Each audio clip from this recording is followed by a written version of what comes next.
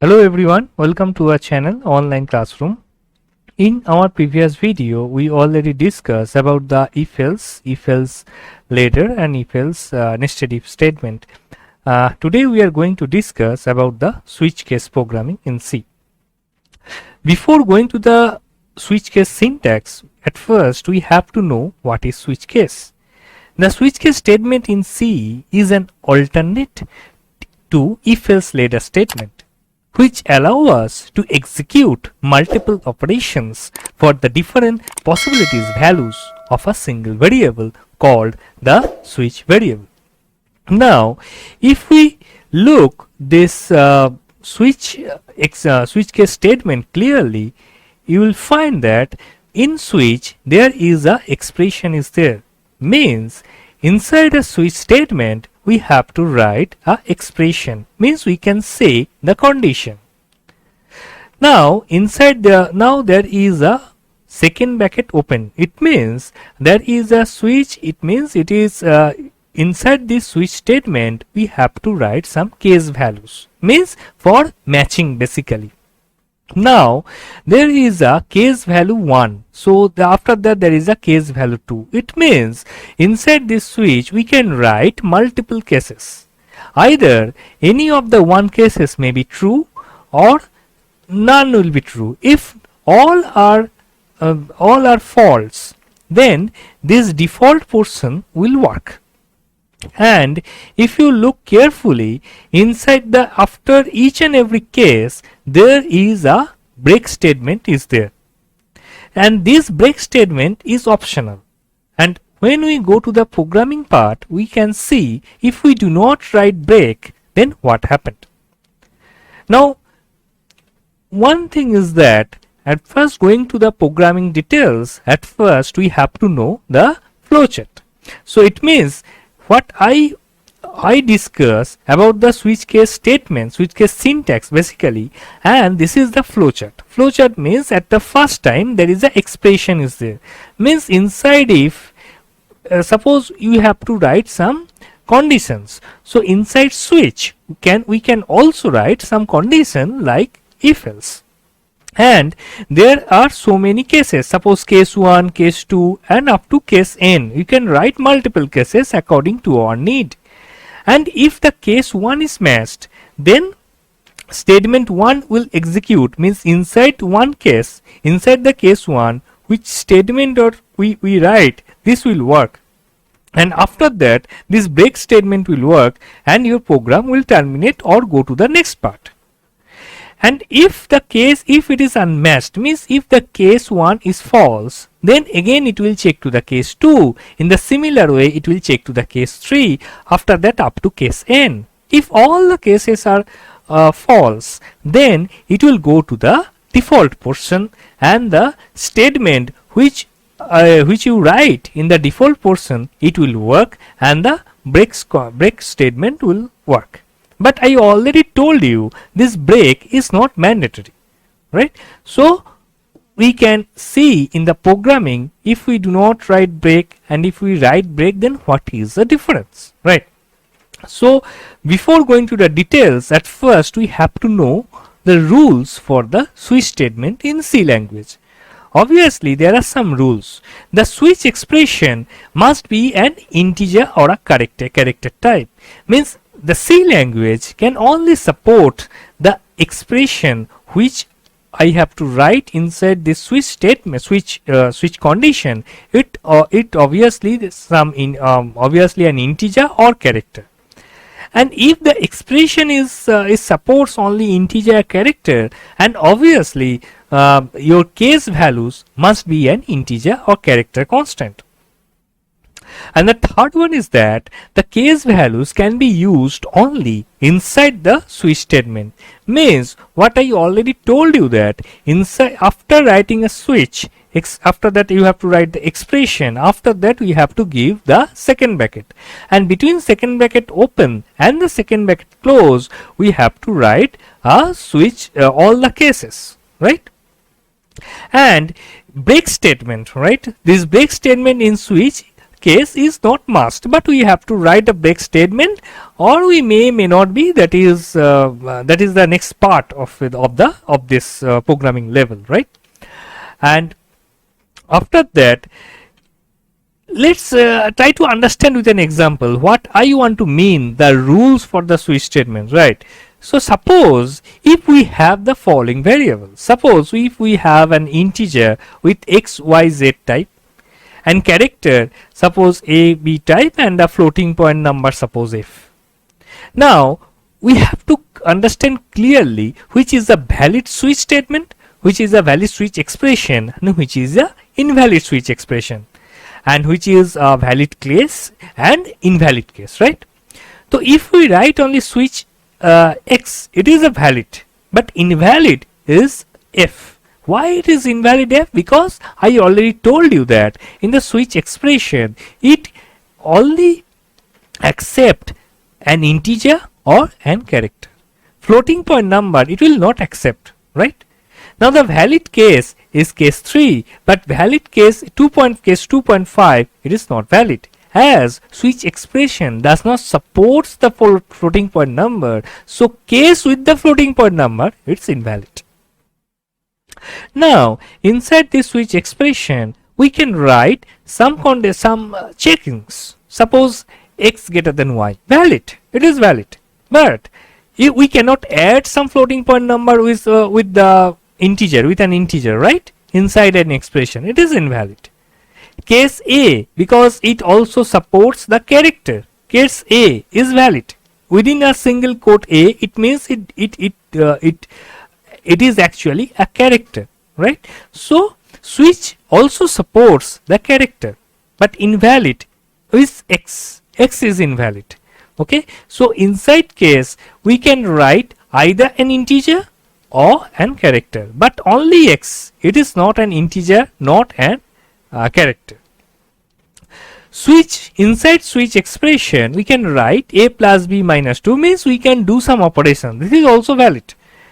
And the valid case 1 plus 2, it is also a valid case, means inside the cases we can do some operations also, but we cannot add 2 with some unknown x, right? So you see it is also invalid. Inside switch we can call some functions. This is also valid, means it may be user defined functions. So we can call some functions, right? But it is also a valid case. This character means inside the case statement we can also check the condition using the character, because x and y both in character, right? But invalid case 1, 2, 3, it make no sense, because case 1 will match, or either 2 will match, or either 3 will match, because your if you write this kind of statement, then your compiler will confused which case so you have to call. Case 1 we have to call, or case 2 we have to call, or case 3. It is so confusing, right? So in this is a totally invalid case. Now let's see some example. What I want to mean, let's see some with the example, right? So if you look at this example carefully, so int main, the first thing is the main function, integer number 0. So at the first, int number means the number is an integer type. After that, printf enter a number and scanf this number, means we have to take the number from the user. And inside switch we have to write switch. After that, within the first bracket is number. Number means a number is an integer type. So if we write switch inside this number, means it is nothing but an integer. So it is a valid switch expression. After that, there is a second bracket open. After that, suppose I have to write case 10. Okay, so it means if the value of the number is 10, then only this case 10 will work, and it will print the number is equals to 10, and a break statement will work, right? After that, suppose if I give number as a 50, then case 50 will work, because this case will not work, and this printf also will not work, right? So this case 50 will work, and this printf will work, means this statement will will work, right? So number is equals to 50. Suppose I am giving a printf. You can write in any kind of, you can also do any kind of operation between any cases. This is also possible. And after that, this break statement will work. Okay. So suppose if I give number equals to 100, this particular portion will work, right? And if the number is not 10, not 50, not 100, if anything else, next default part will work. So, and it will print number is not equals to 10, 50 or 100, right? So now if we run this code, in an online compiler, then okay, let's try. Okay, and if I simply run button, enter a number. If I give number equals to 10, then the number is equals to 10, right? Again, if I press the run button and if I give suppose number 50, then a number is equals to 50. Now suppose if I give if I again run this code and if I give 1, then number is not equals to 10, 50 or 100, right? So in that way your switch case will work, right? If we go back to the PPT, then there is another example, right? There is another example, that is example 2, and I already told you that inside a switch statement we can write some conditions also. It means if we look at this code carefully, then suppose integer x equals to 10 and y equals to 5. So at the first time I assign the value of x equals to 10 and value of y equals to 5. It not mandatory. You can take the value from the user also, right? And inside this switch I write x greater than y and x plus y greater than 0. So in that case x equals to 10 means 10 greater than y, means it is valid, and there is a AND condition, not OR condition, and x plus y greater than 0 means x plus y means 10 plus 5 greater than 0. It means both conditions are correct. So inside this this switch it will also return a boolean value. It means either 0 or 1. And we all know that inside computer each and everything is nothing but a binary number system. If your condition is correct, this switch function by default it will return 0. Otherwise, if it will return if it is correct, it will return 1. Otherwise, it will return 0. It means if this condition is correct, then case 1 will work. And if this condition is false, then case 0 will work. So again, if we again back to the online compiler, and again if we run this same code inside the online compiler, then what happen, right? If we run this code, then it will print high, but it gives you an warning. It gives you a warning message also, right? But this is not a compilation error. This is a warning by the compiler. Warning is switch condition has boolean value, right? So it means compiler wants to told you that what you write the code, according to the code, your switch condition returns a boolean value. Boolean means either 0 or 1.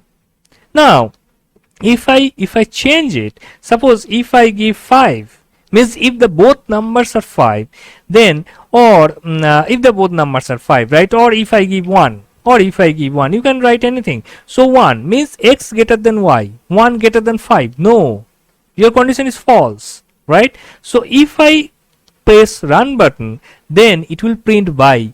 Why by? Because as this condition is false, it will return 0, right? So that's why it will our case 0 will work. So that's why it will print by. Now if we again back to the PPT, then this is the case of example 2, right? Now I already told you in the beginning, the break is not mandatory, right? Means after each and every case we have to write break. It is not mandatory. We may be, may not be. You may be, may not be, right? So if we do not write break, then what happened, right? So it means in this code, if you look this code carefully, then at the first time number, the same code I already run, which is the 10 50 10, same code, I just remove the break statement. Right? So again, if we back to the online compiler, and if we run the same code, then what happened? Let's see, right? So okay, and if I run this code now, okay, return 0, sorry, after return 0 there must be a second bracket, because this second bracket for the main closing, right? So that's why there is an error. Now if we run this code again, now enter a number.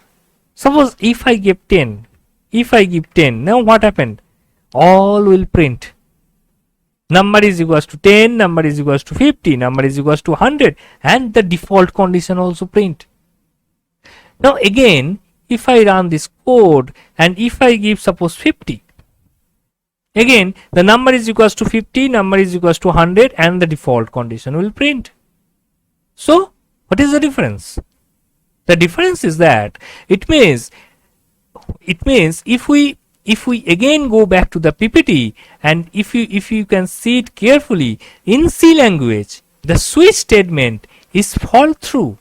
It means if you do not use the break statement in switch case, all cases after the matching case will be executed, right? So it means again, if you back to the online compiler, it means as I give a number equals to 50, so this case 50 will match. So after this case, all will print, right? Now again, if I press run button and if I give 100, suppose, and if I press enter, means this 100 means this case 100 will match. And after the case 100, after this line, what is there? It all will print. So that's why when we give number as 10, means of case 10 will work, case 10 will match, right? So after case 10, all the things will work, will print. So that's why we can say the break statement is not mandatory, but it is necessary, right? So there is another thing is there that is called the nested switch case statement. Means in if else part we already discussed about the nested if, and like we can also write nested switch case statement in C language. Okay, now what is nested? Means we can use as many switch statement as we want inside a switch statement. Such type of statement is called nested switch case statement. Now look at the example, right? Now if we look at this example, then suppose value of I equals to 10, j equals to 20. Okay, now switch I. So this is basically a simple example to understand you all what is nested, right? So switch I means suppose the value of I equals to 10. So case 10 will work fine. So inside this switch there is a case is there. There is another case is there. Suppose case 20. Now inside this case, if we write another switch, means inside this case 10 we write a printf statement, right? Or you can do some operations. But inside this case 20, if we write another switch, and inside this switch if there is another case, suppose case 20, now print the value of it will j will print, here the value of I will print, right? And after that there are two printfs are there which are outside switch, right? So it means Suppose what I want to mean that a switch statement is I is there. Inside this there is a case 10 is there. Inside this switch statement there is another case. There is a case 20. Inside this switch statement there are two cases basically, right? And this case, inside this case 20, if you write another switch, then inside this switch if there is another case, then we can say inside this switch there is another switch, we can say it is nothing but a nested switch. Your C compiler, or you can say your C programming, also supports this like of programming, this like of nested switch, right? So now if we again back to the online compiler, then and if you run this code, okay, if you run this code, okay, and if I just copy paste, and if we run it, look, this works fine. There is no compilation error, there is no warning, right? So at the first time, value of I equals to 10 and j equals to 20. So switch I, it means value of I equals to 10, and it will case 10 will work. And there is another case, there is another case 20. Inside this case 20, one switch case is there, right? Another switch is there, and inside this switch we write j. Actually, what is the value of j? Value of j is nothing but 20. So that's why in that case the value of switch will be 20, right? And so that's why this case 20 part will work. And inside this case there is another printf. So that's why one printf for this case 10 means this printf for case 10, print 10 numbers. This printf for the second, this one for this, okay, this nested switch case, right?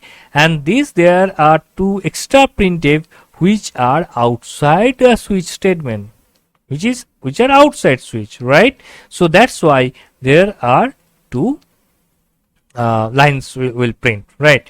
So this is basically is called the nested switch case in C programming, right? So thank you all, thank you for watching. In the next video we will discuss about the loops. There are so many types of loops in C programming, for loop, while loop, do while loop. We will discuss one by one, right? So thank you once again, thank you for watching.